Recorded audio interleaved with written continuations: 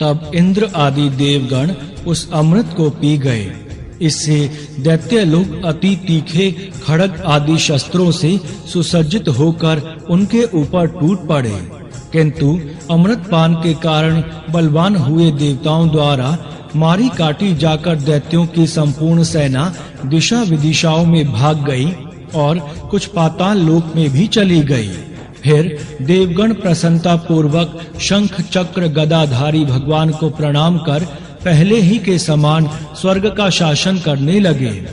हे मुनि श्रेष्ठ, उस समय से प्रखर तेजो युक्त भगवान सूर्य अपने मार्ग से तथा अन्य तारागण भी अपने अपने मार्ग से चलने लगे। सुंदर दीप्तिशाली भगवान अग्निदेव अत्यंत प्रज्वलित हो उठे और उसी समय से समस्त प्राणियों की धर्म में प्रवृत्ति हो गई। हे द्विजोतम, त्रिलोकी श्री संपन्न हो गईं और देवताओं में श्रेष्ठ इंद्र भी पुनः श्रीमान हो गए। तदंतर इंद्रदेव ने स्वर्गलोक में जाकर फिर से देव राज्य पर अधिकार पाया और राज्य सिंहासन पर आरूढ़ होकर पद्महस्ता श्री मां लक्ष्मी जी की इस प्रकार स्तुति की। इंद्र बोले, संपूर्ण लोकों की जननी, विकसित कमल के सदर्श नेत्रों वाली, भगवान विष्णु के वक्षः स्थल में विराजमान कमलोद्भवा श्री मां लक्ष्मी देवी को मैं नमस्कार करता हूँ। कमल ही जिनका निवास स्थान है, कमल ही जिनके कर कमलों में सुशोभित हैं, तथा कमल दल के समान ही जिनके नेत्र हैं, उन कमल मुखी कमल लाभ प्रिया श्री मां कमला देवी की मैं वंदना करता हूँ। हे मां देवी, तुम सिद्धि हो, स्वधा हो, स्वाहा हो, सुधा हो और त्रिलोकी को पवित्र करने वाली हो, तथा तुम भी संध्या, रात्रि, प्रभा, विभूति, मेधा, श्रद्धा और सरस्वती हो। हे शोभने, यज्ञ विद्या अर्थात कर्मकांड, महाविद्या अर्थात उपासना और गुप्त विद्या अर्थात इंद्रजाल तुम ही हो। हे देवी, तुम ही मुक्ति फलदायिनी आत्मविद्या हो। हे देवी, आन्वीक्षिकी अर्थात तर्क विद्या, वेद त्रयी, वार्ता अर्थात शिल्प वाणिज्य आदि और दंड नीति अर्थात राजनीति भी तुम ही हो। तुम्हारे द्वारा अपने शांत और उग्र रूपों से यह समस्त संसार व्याप्त किया हुआ है। हे देवी, तुम्हारे बिना और ऐसी कौन सी स्त्री है जो देव भगवान गदाधर के योगी जन चिंतित सर्व यज्ञमय शरीर का आश्रय पा सके। हे माँ देवी, तुम्हारे छोड़ देने पर संपूर्ण त्रिलोकी नष्ट प्राय हो गई थी, अब तुम्ही ने उन्हें पुनः जीवन दान दिया है। हे महाभागे, स्त्री पुत्र ग्रह धन धान्य तथा सुहद ये सब सदा आपके ही दृष्टिपात से मनुष्यों को मिलते हैं। हे देवी, तुम्हारी कृपा दृष्टि के पात्र पुरुषों के लिए शारीरिक आरोग्य, ऐश्वर्य, शत्रु पक्ष का नाश और सुख आदि कुछ भी दुर्लभ नहीं है। तुम संपूर्ण लोकों की माता हो और देव भगवान हरि पिता हैं। हे मातः, तुमसे और भगवान श्री विष्णु से यह सकल चराचर जगत व्याप्त है। हे सर्व पाविनी मातेश्वरी, हमारे कोष अर्थात खजाना, गोष्ठ अर्थात पशुशाला, ग्रह, भोग सामग्री, शरीर और स्त्री आदि को आप कभी न त्यागें, अर्थात इनमें भरपूर रहें। अयि विष्णु वक्षः स्थल निवासिनी, हमारे पुत्र, सुहद, पशु और भूषण आदि को आप कभी न छोड़ें। हे अमले, जिन मनुष्यों को तुम छोड़ देती हो, उन्हें सत्व अर्थात मानसिक बल, सत्य, शौच और शील आदि गुण भी शीघ्र ही त्याग देते हैं, और तुम्हारी कृपा दृष्टि होने पर तो गुणहीन पुरुष भी शीघ्र ही शील आदि संपूर्ण गुण और कुलीनता तथा ऐश्वर्य आदि से संपन्न हो जाते हैं। हे देवी, जिस पर तुम्हारी कृपा दृष्टि है वही प्रशंसनीय है, वही गुणी है, वही धन्य भाग्य है, वही कुलीन और बुद्धिमान है तथा वही शूरवीर और पराक्रमी है। हे विष्णु प्रिय, हे जगजननी, तुम जिससे विमुख हो उसके तो शील आदि सभी गुण तुरंत अवगुण रूप हो जाते हैं। हे देवी, तुम्हारे गुणों का वर्णन करने में तो श्री ब्रह्मा जी की रचना भी समर्थ नहीं है, फिर मैं क्या कर सकता हूँ।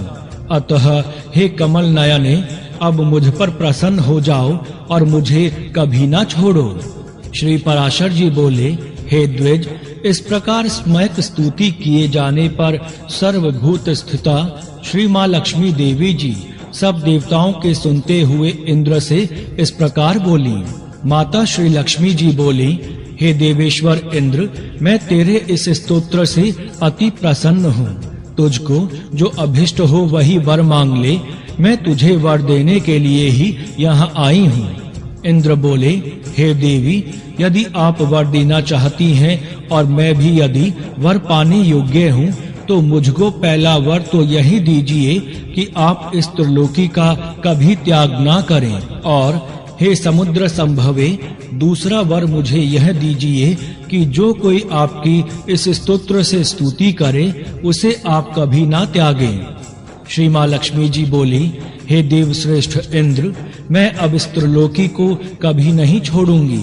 तेरे स्तोत्र से प्रसन्न होकर मैं तुझे यह वर देती हूँ, तथा जो कोई मनुष्य प्रातः काल और सायंकाल के समय इस स्तोत्र से मेरी स्तुति करेगा, उससे भी मैं कभी विमुख ना होऊंगी। श्री पराशर जी बोले, हे मैत्रेय, इस प्रकार पूर्व काल में महाभाग श्री माँ लक्ष्मी देवी ने देवराज की स्तोत्र रूप आराधना से संतुष्ट होकर उन्हें ये वर दिए। श्री माँ लक्ष्मी जी पहले भृगु जी के द्वारा ख्याति नामक स्त्री से उत्पन्न हुई थीं, फिर अमृत मंथन के समय देव और दानवों के प्रयत्न से वे समुद्र से प्रकट हुईं। इस प्रकार संसार के स्वामी देवाधिदेव भगवान श्री विष्णु जब जब अवतार धारण करते हैं, तभी माता लक्ष्मी उनके साथ अवतरित होती हैं। जब श्री हरि आदित्य रूप हुए तो पद्म से फिर उत्पन्न हुई और पद्मा कहलाईं, तथा जब वे परशुराम हुए तो ये पृथ्वी हुई।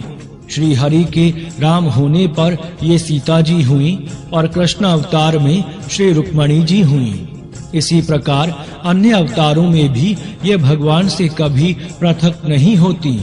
भगवान के देव रूप होने पर ये दिव्य शरीर धारण करती हैं और मनुष्य होने पर मानवी रूप से प्रकट होती हैं। भगवान विष्णु के शरीर के अनुरूप ही ये अपना शरीर भी बना लेती हैं। जो मनुष्य लक्ष्मी जी के जन्म की इस कथा को सुनेगा अथवा पढ़ेगा, उसके घर में वर्तमान, आगामी और भूत तीनों कुलों के रहते हुए कभी लक्ष्मी जी का नाश ना होगा। हे मुने, जिन घरों में माँ लक्ष्मी जी के इस स्तोत्र का पाठ होता है, उनमें कलह का आधार भूता दरिद्रता कभी नहीं ठहर सकती। हे ब्राह्मण, तुमने जो मुझसे पूछा था कि पहले भृगु जी की पुत्री होकर फिर लक्ष्मी जी क्षीर समुद्र से कैसे उत्पन्न हुई, सो मैंने तुमसे यह सब वृतांत कह दिया है। इस प्रकार इंद्र के मुख से प्रकट हुई यह माता लक्ष्मी जी की स्तुति सकल विभूतियों की प्राप्ति का कारण है। जो लोग इनका नित्य प्रति पाठ करेंगे, उनके घर में निर्धनता कभी नहीं रह सकेगी। इस प्रकार श्री विष्णु पुराण के पहले अंश में 9वां अध्याय संपूर्ण हुआ। जय श्री हरि। श्री विष्णु पुराण 10वां अध्याय भृगु, अग्नि और अग्निश्वतादि पितरों की संतान का वर्णन। श्री मैत्रेय जी बोले, हे मुने, मैंने आपसे जो कुछ पूछा था वह सब आपने वर्णन किया। अब भृगु जी की संतान से लेकर संपूर्ण सृष्टि का आप मुझसे फिर वर्णन कीजिए। श्री पराशर जी बोले, भृगु जी के द्वारा ख्याति जी से विष्णु पत्नी जी लक्ष्मी जी और धाता विधाता नामक 2 पुत्र उत्पन्न हुए। महात्मा मेरु की आयति और नियति नाम की कन्याएं धाता और विधाता की स्त्रियां थीं। उनसे उनके प्राण और मृकंडु नामक 2 पुत्र हुए। मृकंडु से मार्कंडेय और उनसे वेदशिरा का जन्म हुआ। अब प्राण की संतान का वर्णन सुनो। प्राण का पुत्र धुतिमान और उनका पुत्र राजवान हुआ।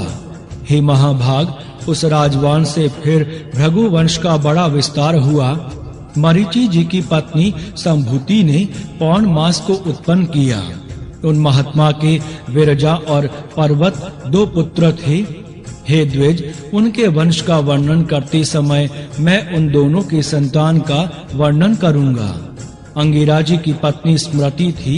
उनके सिनीवाली, कोहु, राका और अनुमति नाम की कन्याएं हुई। अत्रि जी की भार्या माता अनसुया ने चंद्रमा, दुर्वासा और योगी दत्तात्रेय इन निष्पाप पुत्रों को जन्म दिया। पुलस्त्य जी की स्त्री प्रीति जी से दतौली का जन्म हुआ, जो अपने पूर्व जन्म में स्वयंभू मनवंतर में अगस्त्य कहा जाते थे। प्रजापति पुलह की पत्नी क्षमा से क्रदम, उर्वरियान और सहिष्णु ये 3 पुत्र उत्पन्न हुए। क्रतु की संतति नामक भार्या ने अंगूठे के पौरुओं के समान शरीर वाले तथा प्रखर सूर्य के समान तेजस्वी बाल खिल्य आदि 60,000 उधर्वरेता मुनियों को जन्म दिया। वशिष्ठ जी की ऊर्जा नामक स्त्री से व्रज गोत्र उधर्व बाहु, सवन, अनघ, सुत्पा और शुक्र ये 7 पुत्र उत्पन्न हुए। ये निर्मल स्वभाव वाले समस्त मुनि गण तीसरे मनवंतर में सप्त ऋषि हुए। हे द्विज, अग्नि का अभिमानी देव जो ब्रह्मा जी का ज्येष्ठ पुत्र है, उसके द्वारा स्वाहा नामक पत्नी से अति तेजस्वी पावक, पवमान और जल को भक्षण करने वाले शुचि ये 3 पुत्र उत्पन्न हुए। इन तीनों के प्रत्येक के 15-15 पुत्र के क्रम से 45 संतान हुई। पिता अग्नि और उनके 3 पुत्रों को मिलाकर ये सब अग्नि ही कहलाते हैं। इस प्रकार कुल 49 अग्नि कहे गए हैं। हे द्विज, भगवान ब्रह्मा जी द्वारा रचे गए जिन अग्नि जनक, अग्निश्वाता और साग्निक, बहिर्षद आदि पितरों के विषय में तुमसे कहा था, उनके द्वारा स्वधा ने मैना और धारिणी नामक 2 कन्याएं उत्पन्न की। वे दोनों ही उत्तम ज्ञान से संपन्न और सभी गुणों से युक्त ब्रह्मवादिनी तथा योगिनी थीं। इस प्रकार यह दक्ष कन्याओं की वंश परंपरा का वर्णन किया। जो कोई श्रद्धा पूर्वक इनका स्मरण करता है वह निसंतान नहीं रहता। इस प्रकार श्री विष्णु पुराण के पहले अंश में 10वां अध्याय संपूर्ण हुआ। जय श्री हरि।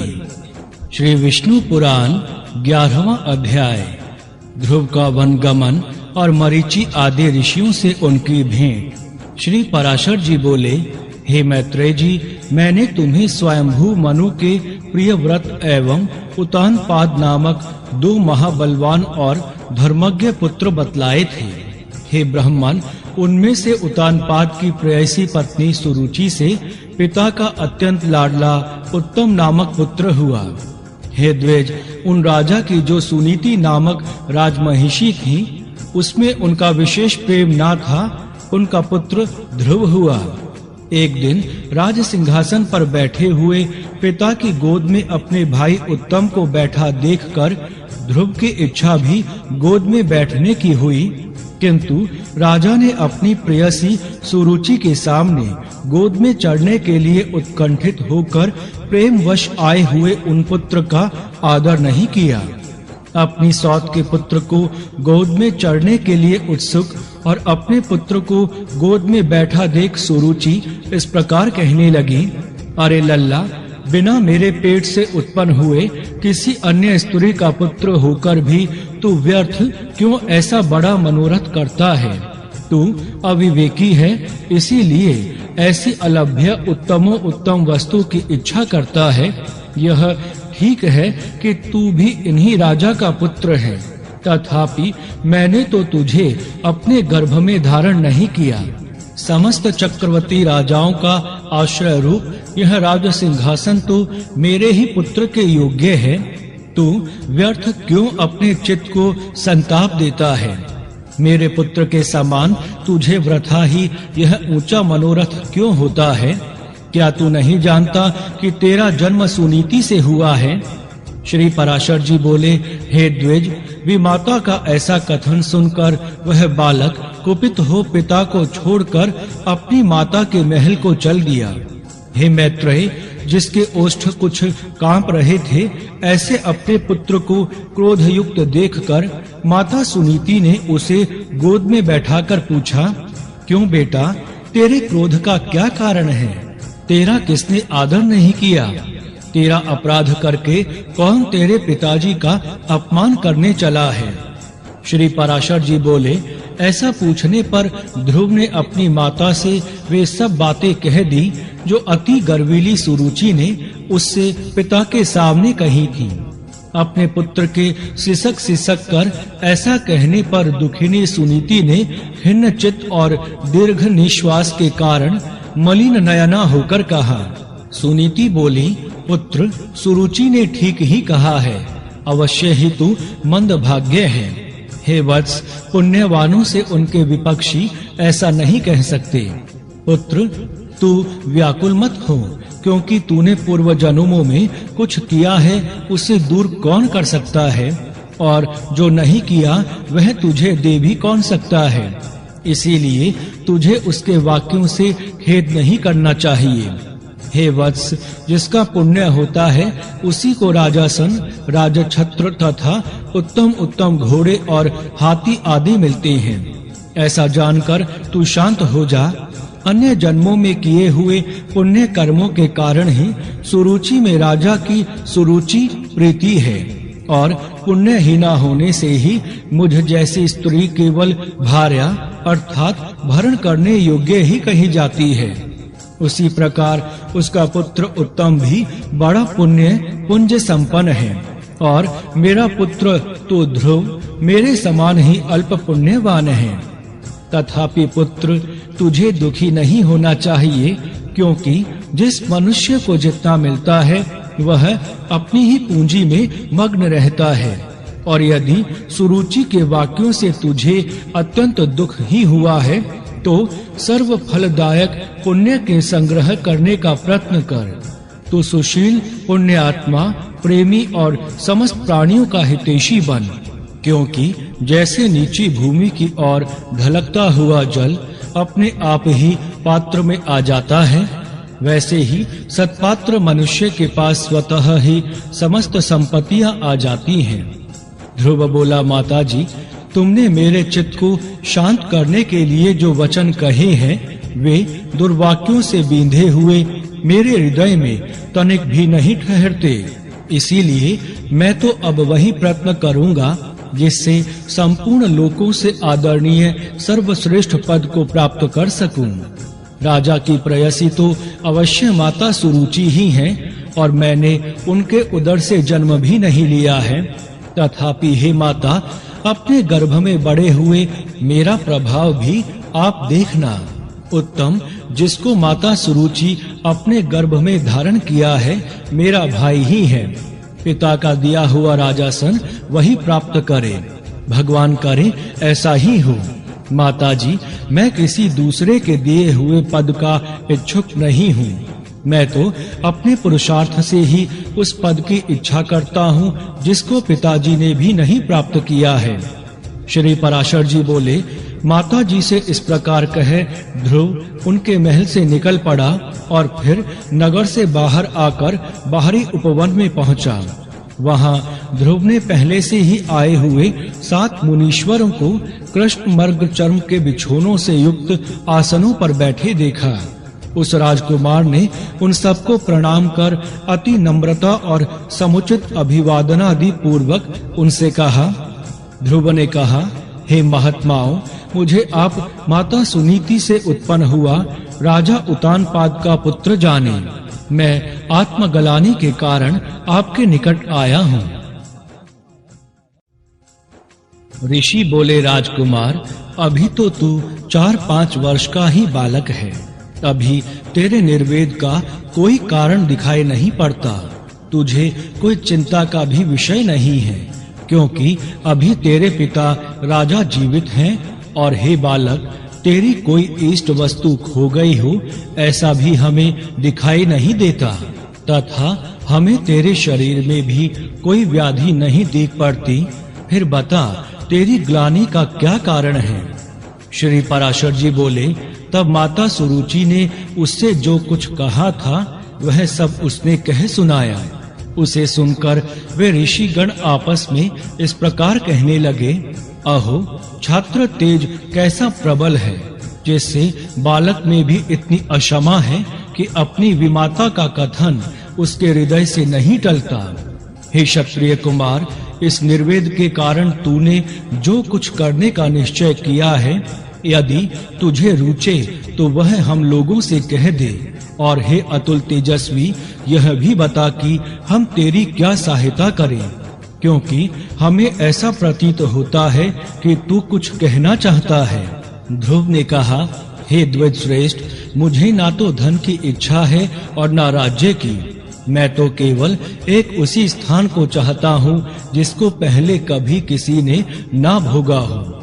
हे मुनि श्रेष्ठ, आपकी यही सहायता होगी कि आप मुझे भली प्रकार यह बता दें कि क्या करने से यह सबसे अग्रगण्य स्थान प्राप्त हो सकता है।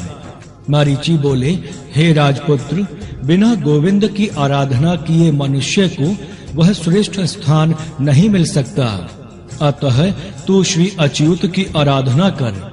अत्रि बोले, जो परा प्रकृति आदि से भी परे है, वे परम पुरुष जनार्दन जिससे संतुष्ट होते हैं, उसी को वह अक्षय पद मिलता है। यह मैं सत्य सत्य कहता हूँ। अंगिरा बोले, यदि तू अग्रह स्थान का इच्छुक है तो जिन अव्यय आत्मा अच्युत में यह संपूर्ण जगत ओतप्रोत है, उन गोविंद की ही आराधना कर। पुलस्त्य बोले, जो पर ब्रह्म परम धाम और पर स्वरूप है, उन हरि की आराधना करने से मनुष्य अति दुर्लभ मोक्ष पद को भी प्राप्त कर लेता है।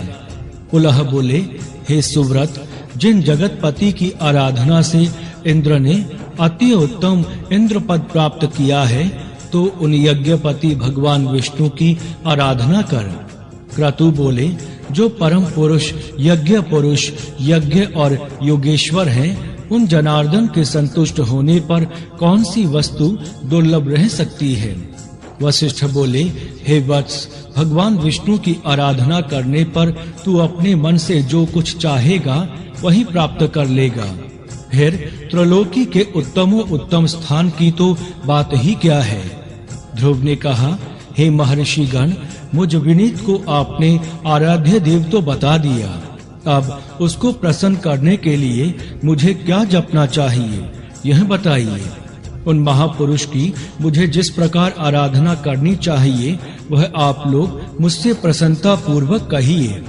ऋषिगण बोले, हे राजकुमार, भगवान विष्णु की आराधना में तत्पर पुरुषों को जिस प्रकार उनकी उपासना करनी चाहिए, वह तू हमसे यथावत श्रवण कर। मनुष्य को चाहिए कि पहले संपूर्ण बाहरी विषयों से चित्त को हटावे और उसे एकमात्र उन जगदाधार में ही स्थिर कर दे।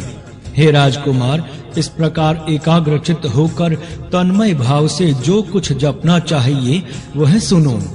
ओम हिरण्य गर्भ पुरुष प्रधान और अव्यक्त रूप शुद्ध ज्ञान स्वरूप वासुदेव को नमस्कार है। इस ओम नमो भगवते वासुदेवाय मंत्र को पूर्व काल में तेरे पितामह भगवान स्वयंभू मनु ने जपा था। तब उनसे संतुष्ट होकर श्री जनार्दन ने उन्हें त्रिलोकी में दुर्लभ मनोवांछित सिद्धि प्रदान की। उसी प्रकार तू भी इसका निरंतर जप करता हुआ श्री गोविंद को प्रसन्न कर। इस प्रकार श्री विष्णु पुराण के पहले अंश में 11वां अध्याय संपूर्ण हुआ। जय श्री हरि। श्री विष्णु पुराण 12वां अध्याय।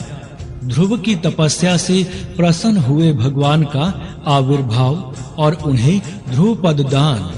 श्री पराशर जी बोले, हे मैत्रेय, यह सब सुनकर राजपुत्र ध्रुव उन ऋषियों को प्रणाम कर उस वन से चल दिया और हे द्विज, अपने को कृतकृत्य सा मानकर वह यमुना तटवर्ती अति पवित्र मधु नामक वन में आया। आगे चलकर उस वन में मधु नामक दैत्य रहने लगा था, इसीलिए वह इस पृथ्वी तल में मधुवन नाम से विख्यात हुआ। वहीं मधु के पुत्र लवण नामक महाबली राक्षस को मारकर शत्रुघ्न ने मधुरा अर्थात मथुर नाम की पुरी बसाई। जिस मधुवन में निरंतर देव देव श्री हरि की सन्निधि रहती है, उसी सर्व पापापहारी तीर्थ में ध्रुव ने तपस्या की। मरीचि आदि मुनीश्वरों ने उन्हें जाकर जिस प्रकार उपदेश किया था, उसने उसी प्रकार अपने हृदय में विराजमान निखिल देवेश्वर भगवान श्री विष्णु का ध्यान करना आरंभ किया। इस प्रकार हे विप्र, अनन्य चित्त होकर ध्यान करते रहने से उनके हृदय में सर्वभूतांत अंतर्यामी भगवान हरि सर्वोत्तम भाव से प्रकट हुए। हे मैत्रेय, योगी ध्रुव के चित्त में भगवान विष्णु के स्थित हो जाने पर सर्वभूतों को धारण करने वाली माता पृथ्वी उनका भार न संभाल सकी। उनके बाएं चरण पर खड़े होने से माता पृथ्वी का बायां आधा भाग झुक गया और फिर दाएं चरण पर खड़े होने से दायां भाग झुक गया। और जिस समय वह पैर के अंगूठे से पृथ्वी को बीच से दबाकर खड़े हुए, तो पर्वतों के सहित समस्त भूमंडल विचलित हो गया। हे महामुने, उस समय नदी, नद और समुद्र आदि सभी अत्यंत शुद्ध हो गए और उनके शोभ से देवताओं में भी बड़ी हलचल मची। हे मैत्रेय,